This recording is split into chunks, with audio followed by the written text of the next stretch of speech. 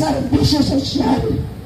Ito ang sitwasyon ngayong araw dito sa Plaza Rizal sa lungsod ng Naga, kaugnay sa isinasagawang protesta laban sa mga korap na politiko.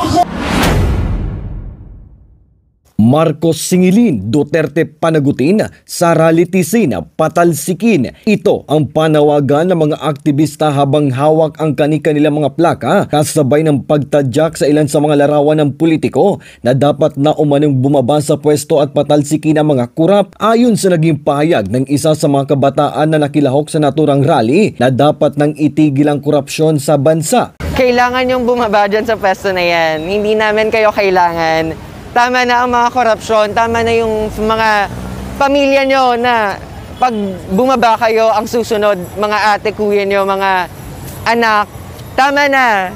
Maawa kayo sa sambayanan nyo, maawa kayo sa pinoprotektahan nyo, sa sineserbisyohan nyo. Sinabi naman ni Marites Silio na kabilang sa grupo ng Dampa o Damayanin mga Paraoma sa Camarines Sur na labis na naapektuhan ang sektor ng agrikultura sa mga maanumalyang flood control project na mas lalong pinapahirapan ang buhay ng mga magsasaka.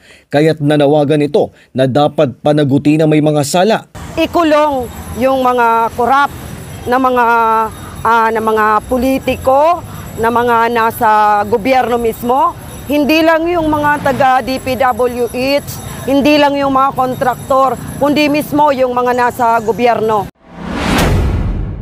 Kaugnay nito, nakapalibot naman ang mga PNP para sa seguridad at maiwasan ang anumang insidente.